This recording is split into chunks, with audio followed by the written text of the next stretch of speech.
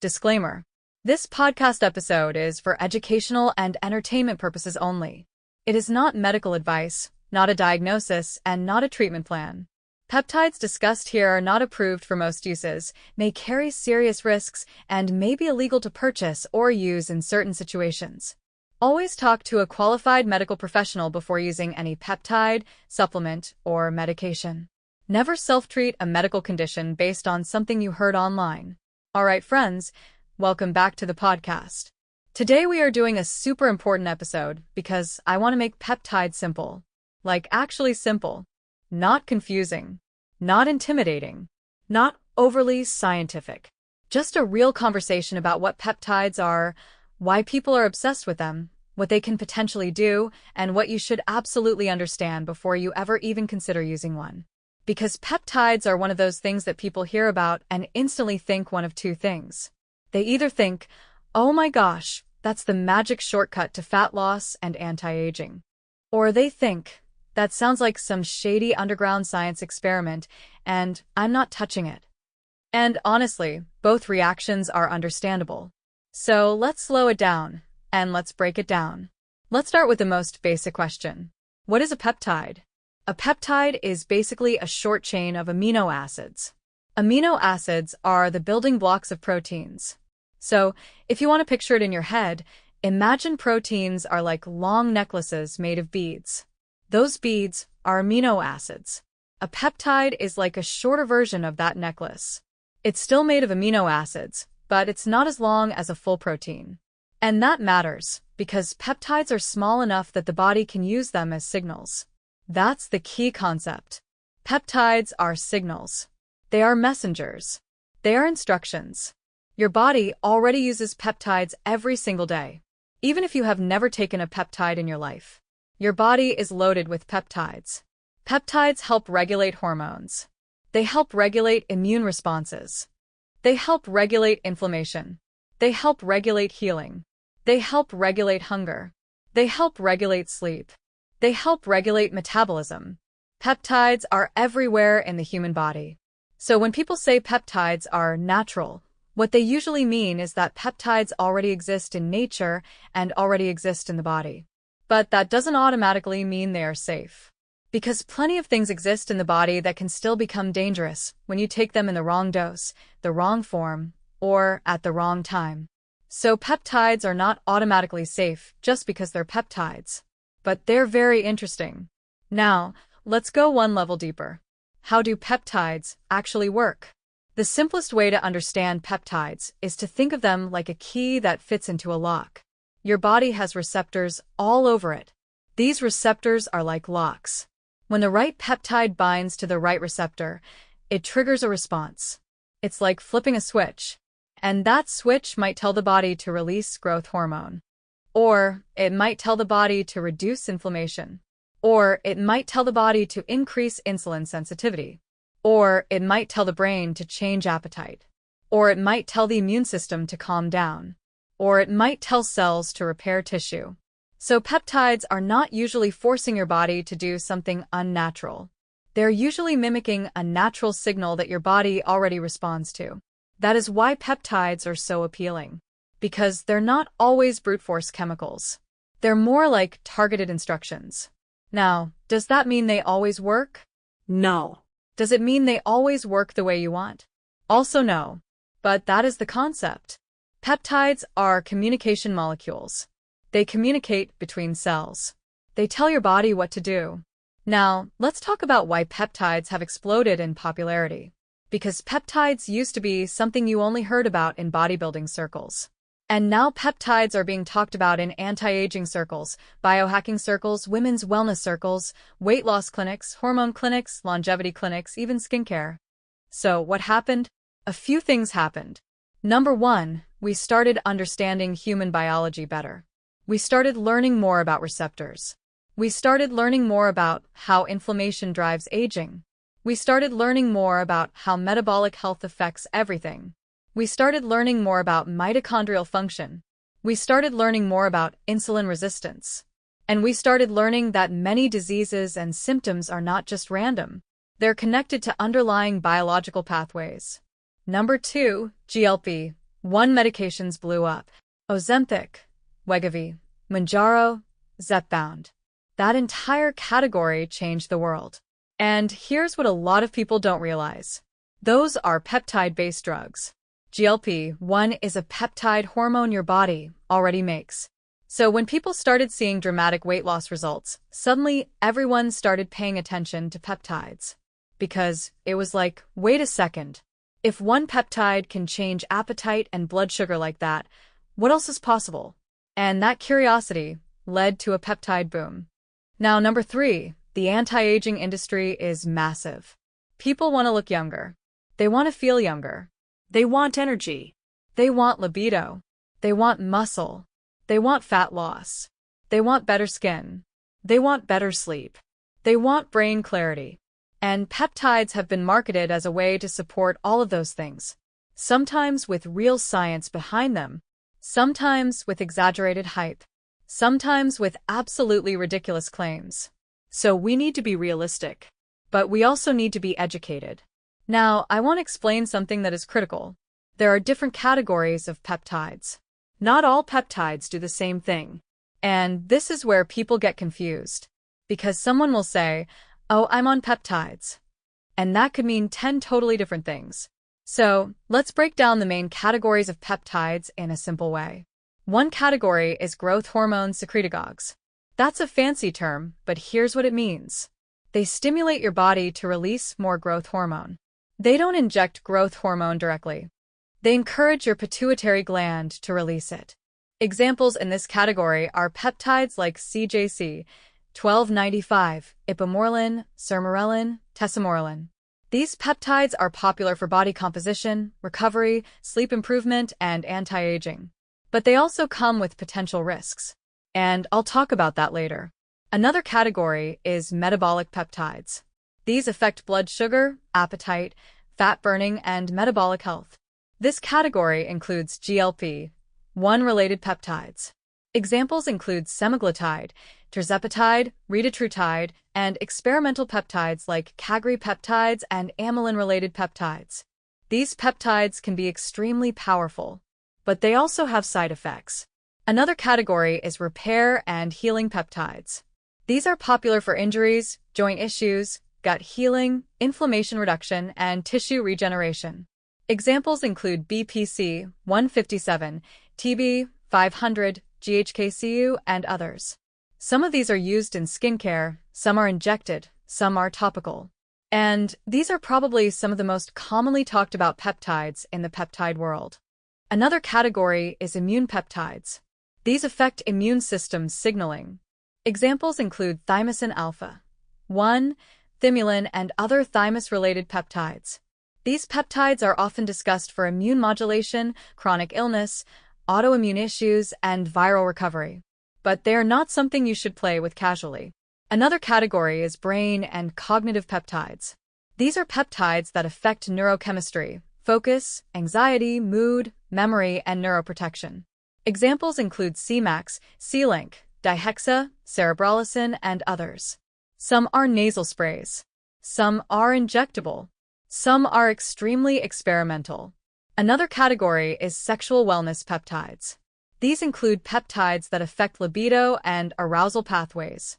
Examples include PT-141, caspeptin, melanotin, and other peptides that influence hormone signaling or melanocortin receptors. These peptides are popular, especially for women's libido and men's erectile function. But they can also cause side effects like nausea, flushing, blood pressure changes, and more. And then there's also cosmetic and skin peptides. These include things like GHKCU, matrixyl, arginine, SNAP, 8, and other peptides commonly found in skincare. These are often topical and used for collagen signaling and skin repair. So you see the problem. When someone says peptides, they could be talking about fat loss peptides, immune peptides, healing peptides, libido peptides, or brain peptides. It's a huge category. Now, let's talk about the big question. How can peptides help? What are people actually using them for? Let's break it down by goals. Goal number 1 is fat loss. This is the number 1 reason peptides have exploded. People want to lose weight.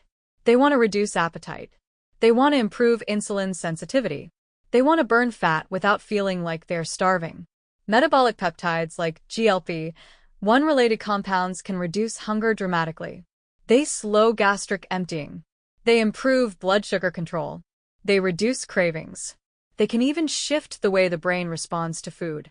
That is why they are so powerful. But not everyone tolerates them well. Some people deal with nausea. Some deal with constipation. Some deal with fatigue. Some deal with reflux.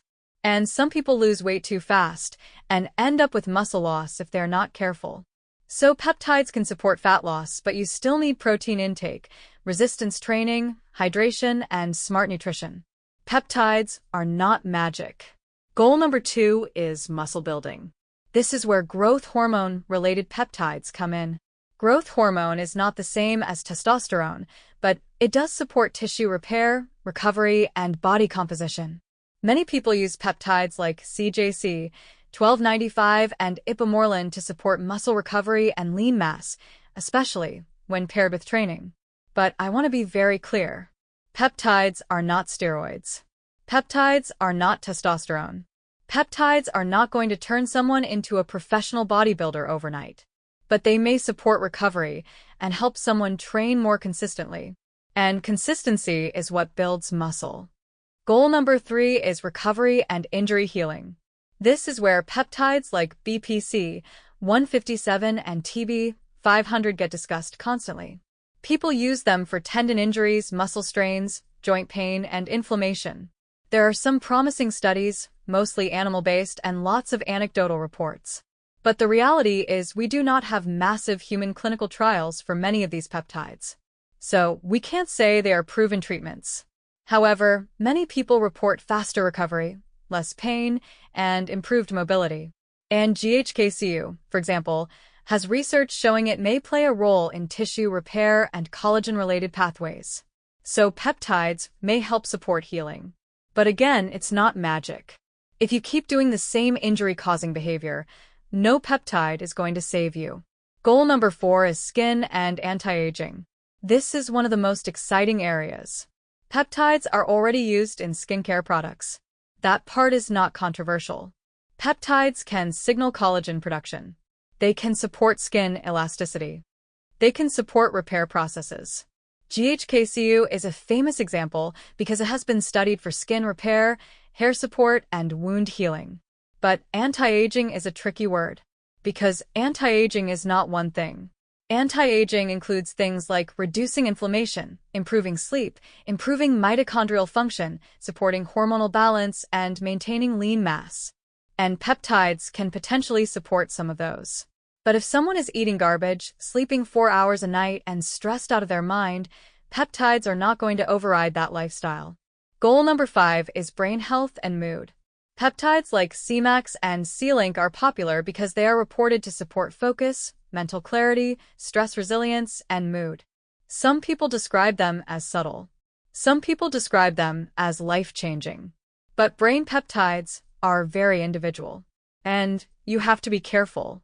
Because anytime you are messing with the brain, you are messing with neurotransmitters and you can trigger anxiety, insomnia, irritability, or mood swings. So brain peptides can be helpful, but they should be respected. Goal number 6 is immune support and inflammation control. Immune peptides like thymosin alpha 1 have been studied for immune modulation. People discuss them for chronic viral issues, long COVID, autoimmune issues, and general immune resilience. But immune modulation is complicated because you don't always want to stimulate the immune system. Sometimes you want to calm it down. Autoimmune disease is often an overactive immune system, so you have to be careful. The goal is balance, not just boosting immunity. Goal number 7 is sexual wellness and hormone signaling. This is where peptides like PT-141 and Kisspeptin come in. PT-141 works through the melanocortin pathway and can increase arousal in men and women. Kisspeptin affects the hormone signaling cascade upstream, involving LH and FSH release, which can influence testosterone and estrogen pathways. Some people use these peptides to support libido, intimacy, and sexual satisfaction. But again, you have to respect them. They can affect blood pressure. They can cause flushing. they can cause nausea, and they can interact with other medications or underlying health conditions. So peptides can potentially help with a lot. But that leads us to the next important question. If peptides can do all this, why isn't everyone using them? Why aren't doctors prescribing them like candy? And the answer is simple. Most peptides are not FDA approved for general wellness use. Many peptides are considered research chemicals. Some peptides are prescription medications. Some peptides are only approved for very specific conditions. And many peptides are being used off-label. That doesn't automatically mean they're bad. But it does mean the evidence varies dramatically. Some peptides have strong human clinical trial data. Others have animal data. Others have test tube data. Others have basically no formal research and are mostly hype. And the supplement and peptide market is full of marketing. So you have to separate science from sales pitches. Now, let's talk about another common question. Are peptides steroids? No. Peptides are not steroids. Steroids are typically synthetic hormones or hormone-like molecules that directly affect androgen receptors. Peptides are amino acid chains that signal through peptide receptors. Totally different category. Now, do peptides sometimes get used in bodybuilding the same way steroids do? Yes. But the mechanism is different. Peptides are usually more about signaling and optimization. Steroids are more about directly forcing a hormonal environment. Now another big question. Are peptides hormones? Some peptides are hormones. Some peptides influence hormones. And some peptides mimic hormones. For example, GLP-1 is a hormone peptide. Growth hormone-releasing peptides influence growth hormone. So peptides can be hormones, but not all peptides are hormones. Now, let's talk about the ways peptides are taken. This is another area where people get confused. Some peptides are oral, but most are not. Most peptides are broken down in the digestive system if you swallow them. That means your stomach acid and digestive enzymes will destroy them before they ever reach your bloodstream. That is why many peptides are injected, usually subcutaneously, meaning into fat tissue. Some peptides are intramuscular. Some peptides are nasal sprays. Some peptides are topical creams or serums. Some peptides are troches. Some peptides are tablets if they are modified to survive digestion. But generally, peptides are not as simple as swallowing a vitamin. That's why peptide use feels intimidating, because injection culture is not normal for most people. Now, one of the biggest issues in the peptide world is quality. And I want to emphasize this. Quality is everything. If someone is buying peptides from an unreliable source, they might not be getting what they think they are getting. They might be getting the wrong peptide. They might be getting a peptide contaminated with bacteria. They might be getting improper dosing. They might be getting fillers. They might be getting degraded product. Because peptides are delicate. They are not all stable forever. Many peptides need refrigeration after reconstitution. Many peptides degrade with heat or light.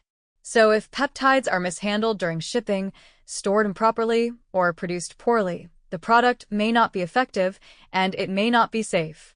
That is why reputable compounding pharmacies are generally considered safer than random internet suppliers. But even then, you need to be cautious. Now, let's talk about reconstitution. This is a big topic. Most peptides come as a lyophilized powder. That means freeze-dried. They look like a little puck or powder in the bottom of a vial. To use them, people add bacteriostatic water. That rehydrates the peptide. Then they draw it into an insulin syringe and inject. The problem is, dosing mistakes are extremely common. Because people don't understand milligrams versus micrograms. They don't understand units on a syringe. They don't understand concentration. And they end up accidentally taking way too much or way too little. And with peptides, dose matters. A lot.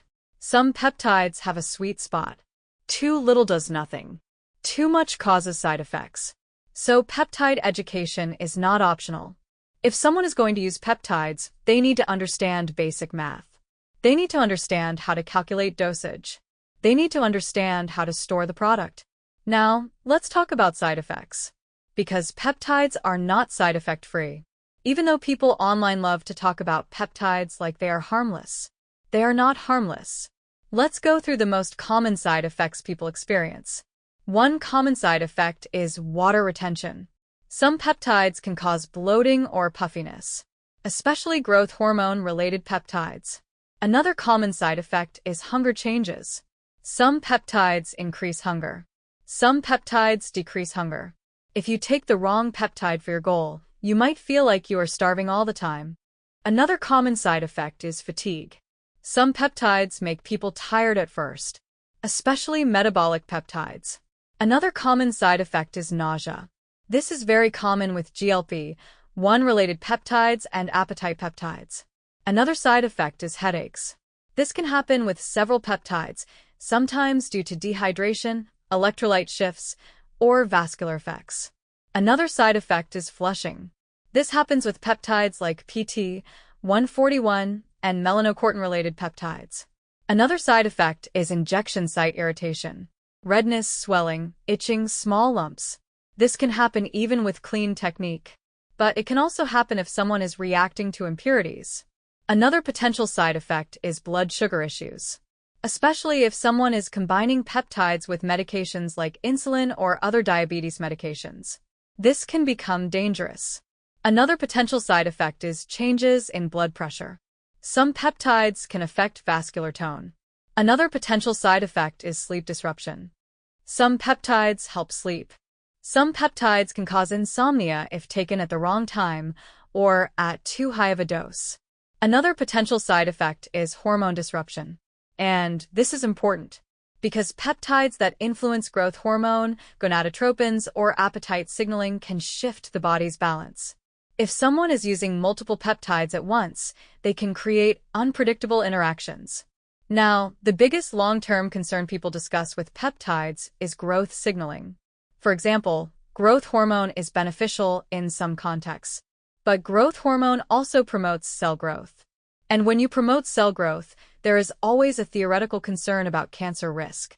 Now, I want to be careful with how I say this. There is not clear evidence that responsible peptide use automatically causes cancer. But it is a real biological concern that excessive growth signaling could potentially worsen existing cancers. That is why people with a history of cancer or strong cancer risk should be extremely cautious and work with a physician. Because you do not want to stimulate growth pathways if there is something abnormal in the body. Now, another big question. How do you know if peptides are working? This is where people get frustrated. Because peptides don't always feel like a dramatic stimulant. Sometimes peptides work subtly. Sometimes the first thing you notice is better sleep. Sometimes it's better recovery. Sometimes it's reduced joint pain. Sometimes it's reduced appetite. Sometimes it's improved mood. But some peptides take weeks. Some peptides take months. Some peptides require cycling. And some peptides only work if lifestyle is in place. So if someone is expecting a peptide to override a terrible diet and no movement, they might feel disappointed. But if someone is already working out, already eating well, already sleeping, peptides may enhance results. That's why peptides are often described as optimization tools. Now, let's talk about cycling. A lot of peptides are not meant to be used non-stop forever. Some are used in cycles, like 8 weeks on and 4 weeks off. Some are used 5 days on and 2 days off. Some are used for short bursts, like 10 days or 30 days. Some are used longer term, depending on the peptide and the goal. But cycling is common. And the reason is receptor desensitization. If you constantly stimulate the same receptor, the body can become less responsive. So sometimes breaks are used to restore sensitivity. Now, another important point. People love stacking peptides. They love combining multiple peptides. They do a fat loss peptide, plus a growth hormone peptide, plus a healing peptide, plus a cognitive peptide, plus a libido peptide. And I get it. Because it sounds like building a superhero protocol. But stacking increases complexity. Stacking increases risk. Stacking increases side effects. And stacking makes it harder to know what is working and what is causing problems. So if someone is new to peptides, it is smarter to start with one peptide at a time. That way you can learn your body. Because peptides are not one size fits all. One person takes a peptide and feels amazing. Another person takes the same peptide and feels anxious, nauseous, or exhausted. So your body is your data. Now, let's talk about the biggest myths in the peptide world. Myth number 1. Peptides are completely safe because they're natural. No. Poison ivy is natural. Snake venom is natural. Cyanide exists in nature. Natural does not mean safe. Peptides are powerful biological signals. They can absolutely have side effects. Myth number 2. Peptides work instantly. Some do. Many do not. Many require weeks. Myth number 3. More is better. No. With peptides, more can be worse. Some peptides have a dose-response curve where too much creates side effects and reduces benefits. Myth number 4. You can run peptides without lifestyle changes. Peptides can help, but lifestyle is still king. Nutrition, sleep, movement, stress management. Peptides are not a replacement. They are an enhancement. Myth number 5.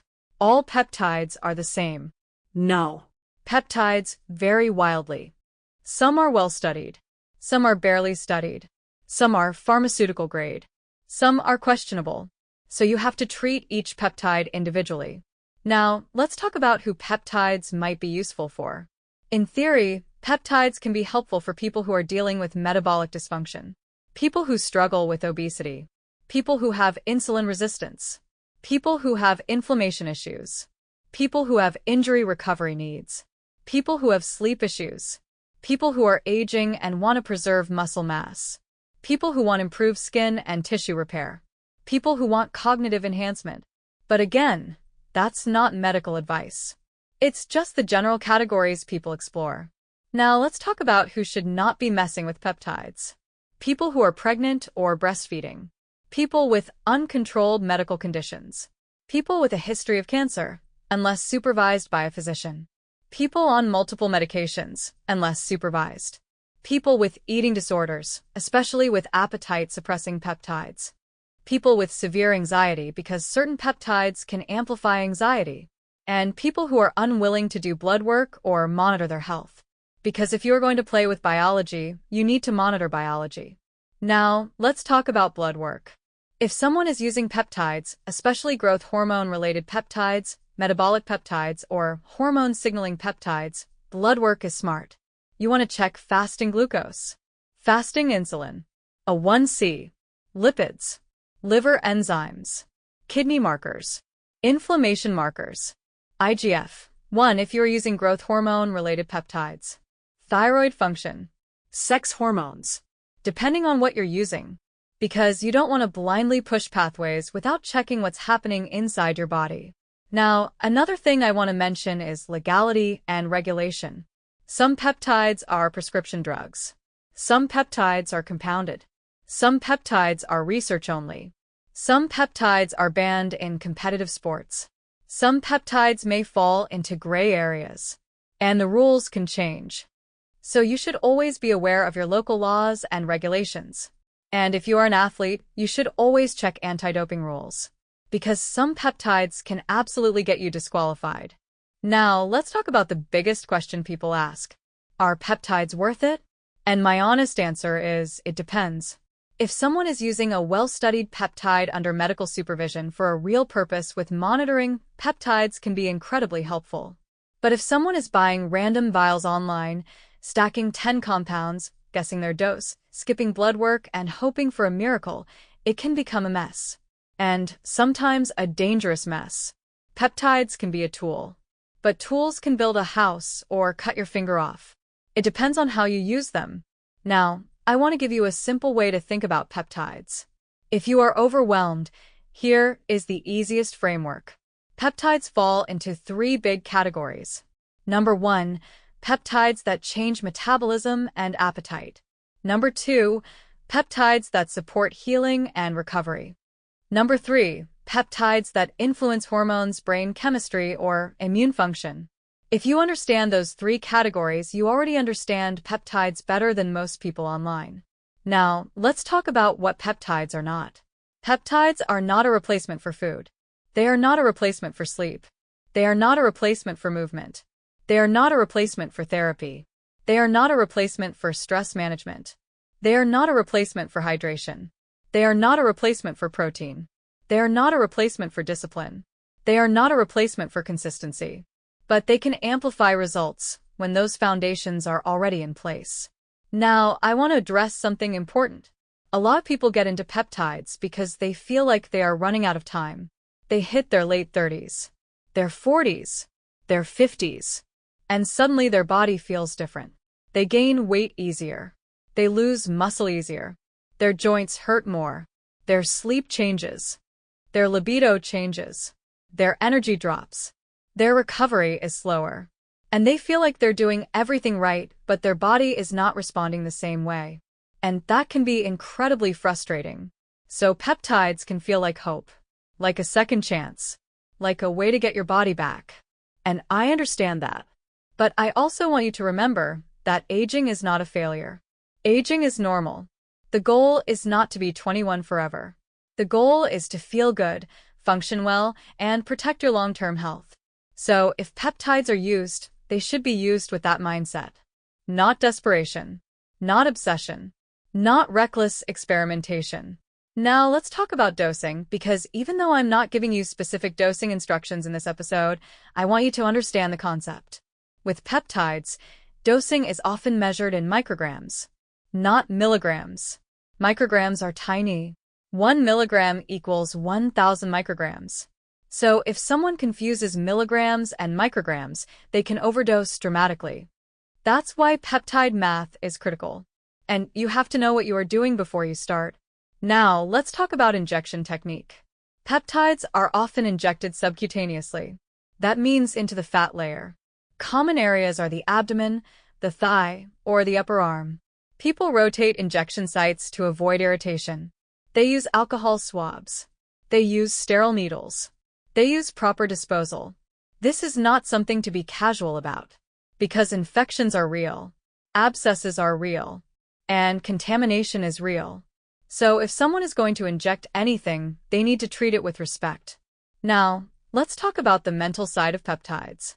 Because peptides can become addictive in a different way. Not chemically addictive necessarily, but psychologically. Because once people start optimizing, they can start chasing perfection. They start chasing the next peptide, the next stack, the next protocol, the next secret compound. And suddenly they're not even enjoying their life. They're just managing a pharmacy in their fridge. So, I want you to keep peptides in perspective.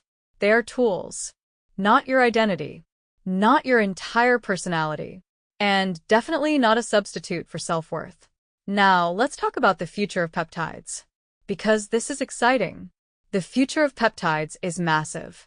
We're going to see more peptide-based drugs, more appetite peptides, more metabolic peptides, more longevity peptides, more immune peptides, more peptides that target inflammation, more peptides that target mitochondrial function, more peptides that target muscle preservation. And many of these will become legitimate pharmaceutical products, meaning they will have standardized dosing, standardized manufacturing, and better safety data. So peptides are not going away. They are the future of medicine. But we are currently living in the Wild West era, where some peptides are well-studied and some are experimental. And people are self-experimenting faster than research can keep up. So education is your protection. Now, I want to give you a simple beginner guide for thinking about peptides. If you are brand new, here's what you should do mentally. First, identify your goal. Not 10 goals. One goal. Is it fat loss? Is it recovery? Is it sleep? Is it libido? Is it inflammation? Is it cognitive performance? Pick one. Second, identify the category of peptide that matches that goal. Metabolic, healing, Immune. Brain. hormonal. Third, research that peptide like your health depends on it. Because it does. Look at mechanism. Look at half-life. Look at common side effects. Look at contraindications. Look at interactions. Look at what people report, but don't treat anecdotes as science. Fourth, consider blood work and monitoring. Fifth, start low and slow if you ever do start anything. Because the people who get in trouble are the people who start aggressive, stack too much, and ignore side effects. Now, I want to talk about a few specific examples, not to tell you what to take, but to make the concept real. Let's say someone is overweight, pre-diabetic, struggling with cravings, and constantly hungry. They might explore GLP-1-based peptides. These peptides can dramatically reduce hunger and improve blood sugar control. But they need to know about nausea, constipation, and muscle loss risk if they don't eat enough protein. Now, let's say someone is athletic, but constantly injured. They might explore healing peptides like BPC 157. But they need to understand that most research is not large human trials. And they need to still do rehab, physical therapy, and proper training.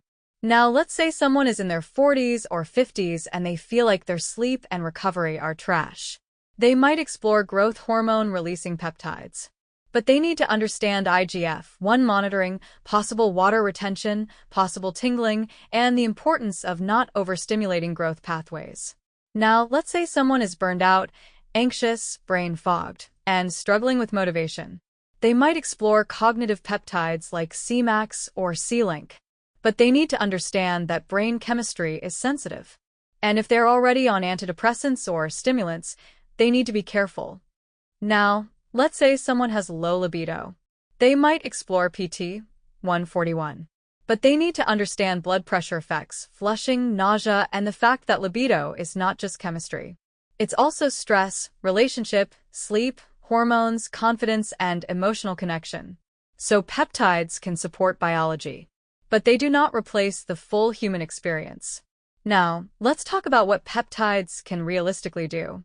Because I want you to have realistic expectations. Peptides can potentially improve body composition. They can potentially improve recovery. They can potentially improve skin quality. They can potentially improve metabolic health. They can potentially support immune balance. They can potentially enhance libido. They can potentially enhance cognitive clarity. But peptides are not going to make you immortal. They're not going to erase bad habits. They're not going to override chronic sleep deprivation. They're not going to fix trauma. They're not going to replace therapy. They're not going to replace protein and exercise. They're not going to replace consistency. Now, I want to address something that is really important. The peptide world is full of scams. There are companies selling fake peptides. There are people selling diluted peptides. There are influencers making ridiculous claims. There are protocols that are basically made up. And there are people who treat peptides like a get-rich-quick scheme. So you have to be smart. If someone is promising you that a peptide will melt fat without diet changes, be suspicious. If someone is promising you a peptide will regrow organs, be suspicious. If someone is promising you that a peptide will reverse aging completely, be suspicious. Peptides are exciting. But reality matters. Science matters. And your safety matters. Now, let's talk about one more key concept. Peptides are dose-dependent. Peptides are timing-dependent. And peptides are context-dependent. That means a peptide can be helpful in one situation and harmful in another. For example, stimulating growth pathways can be helpful for muscle recovery. But if someone has uncontrolled diabetes, growth signaling can worsen insulin resistance. If someone has cancer risk, growth signaling could be dangerous. So, context matters. That is why peptides should be personalized, not copy and paste. Now, I want to bring this all together with a simple summary. If you only remember a few things from this episode, remember this. Peptides are short chains of amino acids. Your body naturally uses peptides as signaling molecules. Peptides work by binding to receptors and triggering biological responses. Different peptides have different purposes. Some target metabolism. Some target healing. Some target hormones. Some target brain chemistry. Some target immune function. Some target libido. Some target skin. Peptides can potentially be powerful tools, but they are not risk-free. And they are not magic. Quality, dosing, and monitoring matter. Lifestyle still matters. And education is everything. Now, if you're listening to this and thinking, okay, I'm interested, but I'm overwhelmed, let me reassure you. That is normal. Peptides are a deep rabbit hole. But the good news is, you don't have to learn everything overnight. You can start with the basics. Learn what receptors are. Learn what peptide categories exist. Learn how metabolism works. Learn how inflammation affects aging. Learn what insulin resistance is. Learn what growth hormone actually does. And over time, you'll start to understand peptides in a way that feels empowering instead of confusing. And that is the whole point of this episode. I want peptides to feel understandable. Because whether you ever use peptides or not, peptides are part of the future of medicine. And knowledge is power. Disclaimer. Always talk to a qualified healthcare professional before using any peptide, supplement, or medication. Peptides may be unapproved for most uses, may be illegal to purchase or use in certain areas, and may carry serious risks including infection, metabolic disruption, cardiovascular effects, and unknown long-term consequences. This episode is for educational and entertainment purposes only and should not be used as medical advice. All right, friends, that wraps up today's episode. Thanks for listening, keep learning, and stay curious.